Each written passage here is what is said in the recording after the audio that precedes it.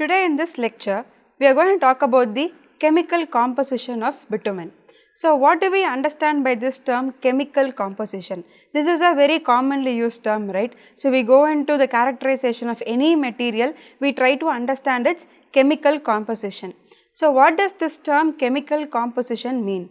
So, this says what the material is composed of. What are the different elements that are present in this material and how are they arranged? So, why is that we are interested in studying the chemical composition of any material including bitumen?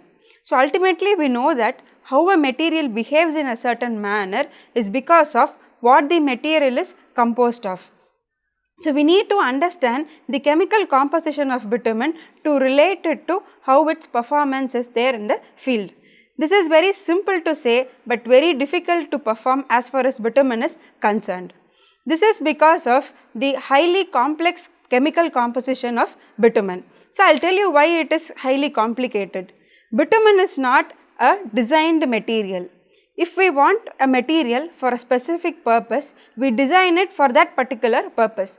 Say for example, we want to design a polyethylene bag. So, we know that it is used to carry weight till a particular range.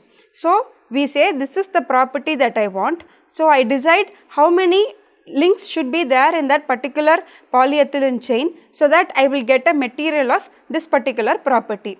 I will also decide in what form it should be present. We know that polyethylene is CH2, n number of CH2 arranged in a specific form. So, I know that it has only CH2 and I know what is that n there. I also know how it is arranged so that it will form a polyethylene bag with specific properties.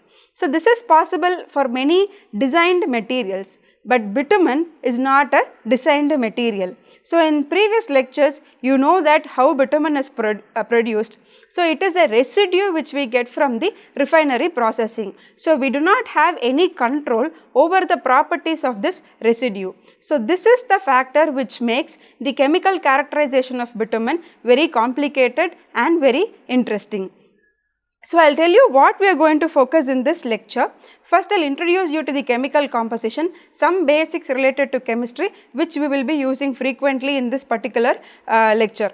Then we will also talk about the different scales of characterization. So, we can represent the elemental composition at different scales. We can say what the material is composed of in terms of its elements, right. We can also say how these elements join together to form molecules. And then a higher level of quantification, how different molecules of identical nature, I will put identical within quotes at this point of time, because there is nothing identical we can define in bitumen, but based on a specific property we can say these molecules will behave in an identical manner.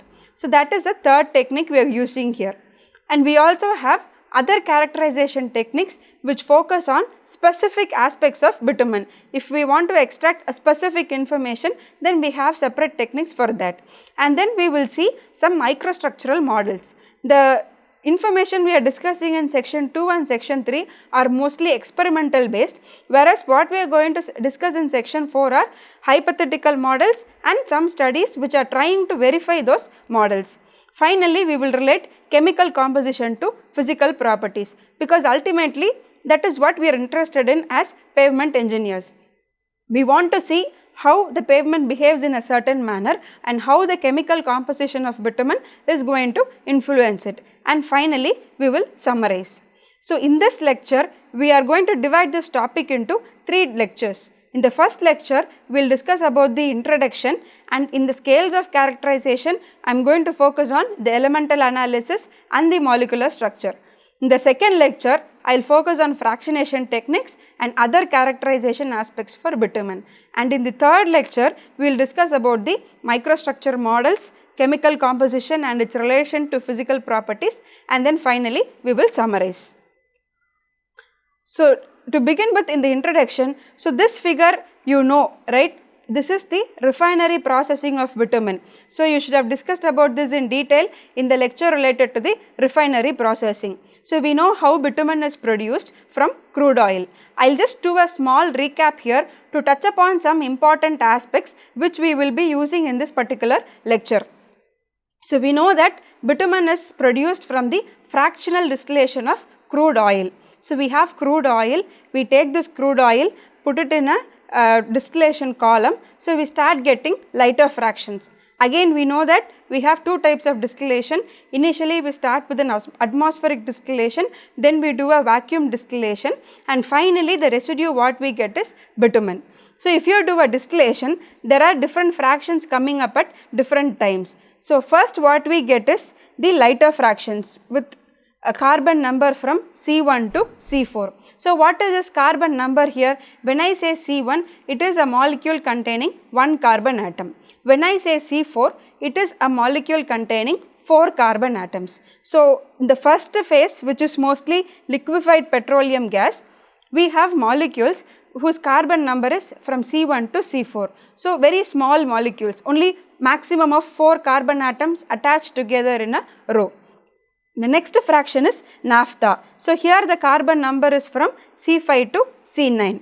Then we get petrol, which is used for vehicles, and then we also get kerosene, diesel oil, lubricating oil, fuel oil, and finally the residue. If we look at the carbon number, we can see the carbon number keeps increasing as we come down.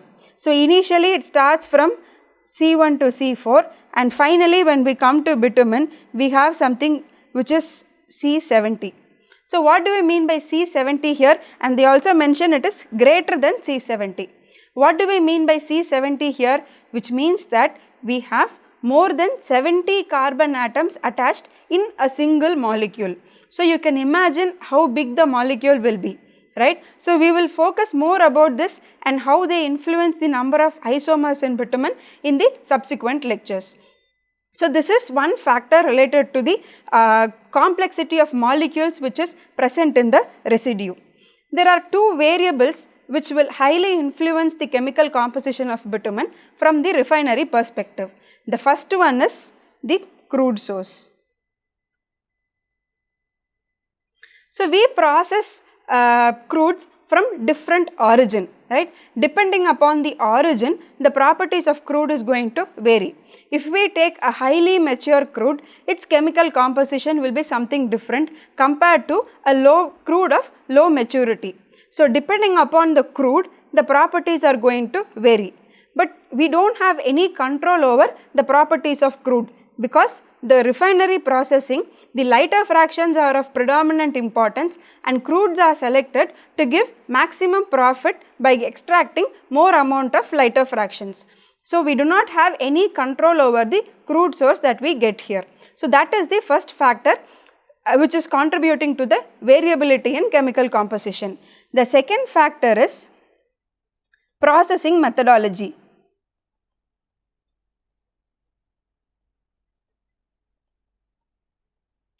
We know that this vacuum residue what we get here, right, this has to be post processed to get bitumen of specific grades. So, we take this bitumen, subject it to different post processing methods. So, you know that in India at least two different post processing methods are used. One is air rectification or partial air blowing, the other one is blending, component blending. So, these are two different processes which are used in India. There can be various other processes also. So, depending upon the processing methodology, the properties of the bitumen what we are going to vary. So, ultimately I can have bitumen of a specific grade, but with entirely different chemical composition. So, in India we know that we are following viscosity grading system. We have 4 grades of bitumen: Vg10, Vg20, Vg30 and Vg40. It is not necessary that two bitumen classified as Vg30 have to behave in identical manner, because these two bitumen can be produced from either two different crude sources and it can be subjected to either of these two processing methodologies. So, depending upon where the bitumen comes, its chemical composition is going to vary, and this variation is further aggravated depending upon the processing methodology. So, this is the first fact that we have to take into consideration when we are trying to characterize this material. So, two bitumen classified under the same grade need not exhibit identical behavior.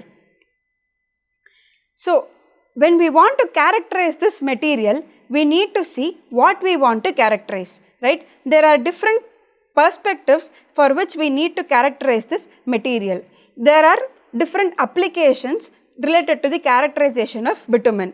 So, I have listed some of the commonly used applications for microstructure characterization. The first one is variability in rheological properties. Like I said earlier, we have two bitumen of the same grade, but when I put them in the field, both of them are not going to give me the same design life. One might experience, say for example, rutting in 5 years, the other might experience rutting in 7 years. So, we need to understand why this happens. So, then we start coming down, looking at the material at lower scales. So, then when you try to characterize the chemical composition, we might get some information which can tell us why this material is behaving in a different manner compared to the other, right. So, this is what is desired, but this link is not fully established at this point in time. So, we are trying, reworking and refining this link continuously as far as bitumen is concerned. So, this is the first aspect for which we want to characterize the chemical composition.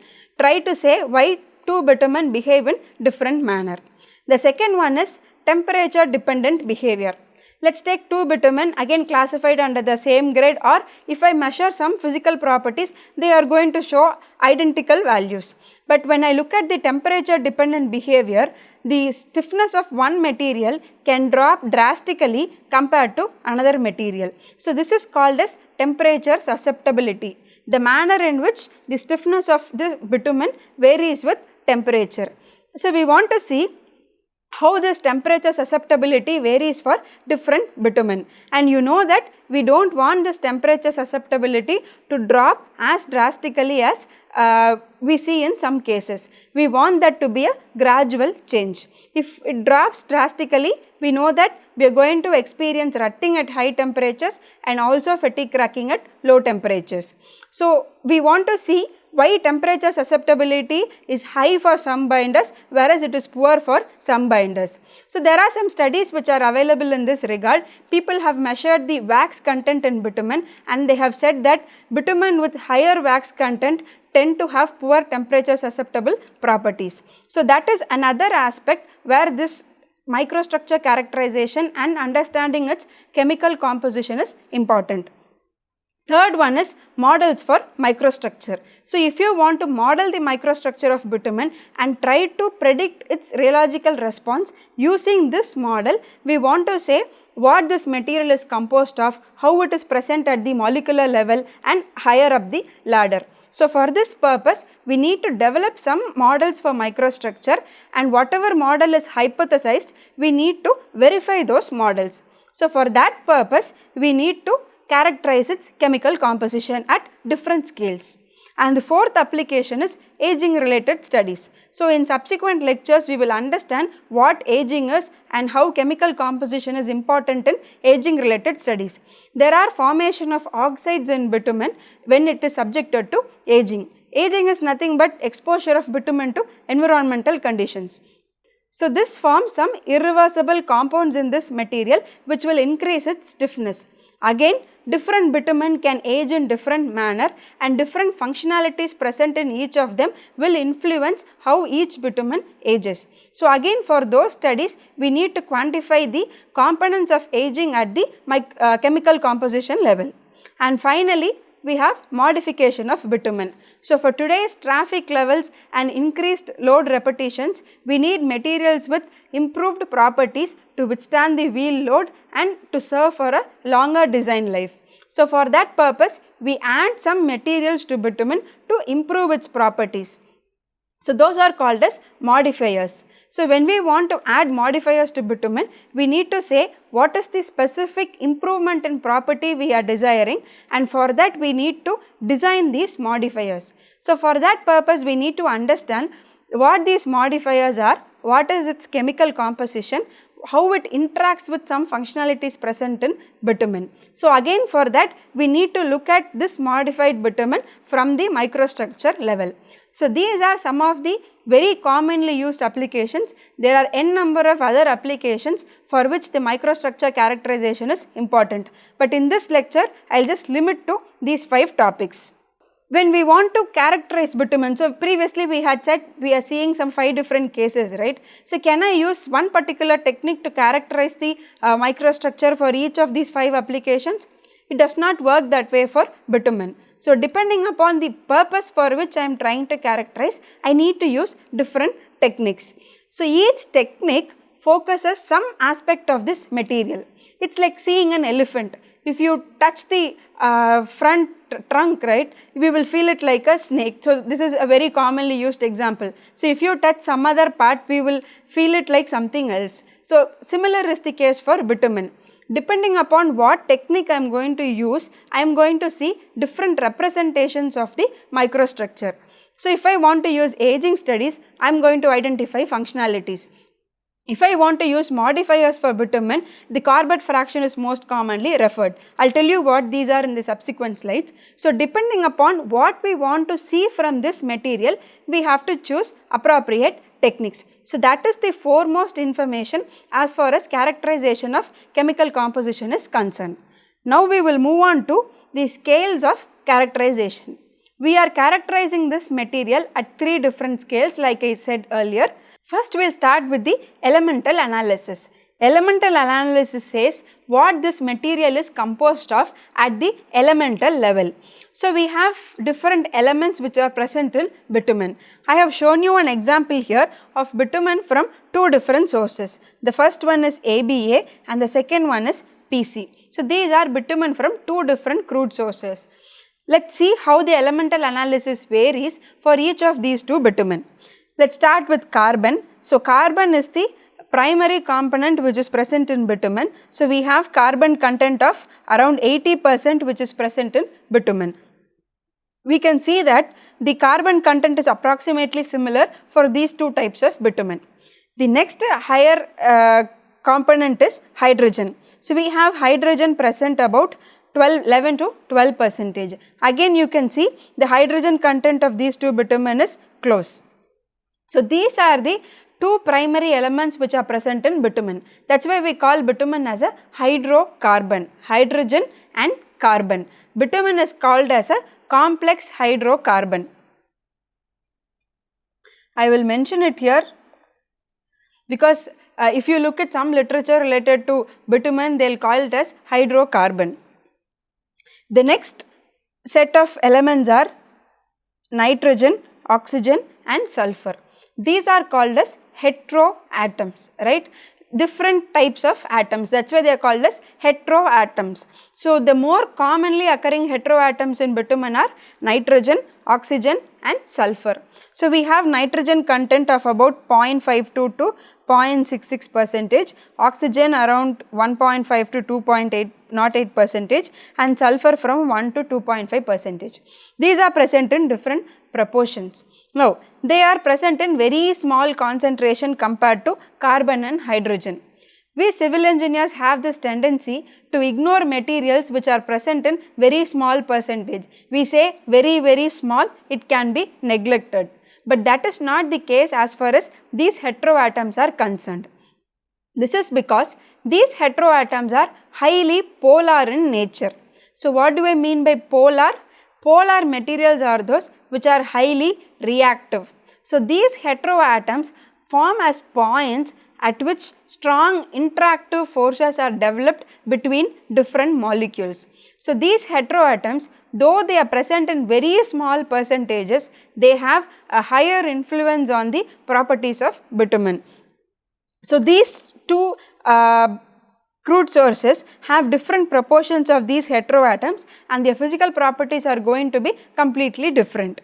Next we have metals of very small percentages and we also have chlorine with different concentrations in these 2 crude sources.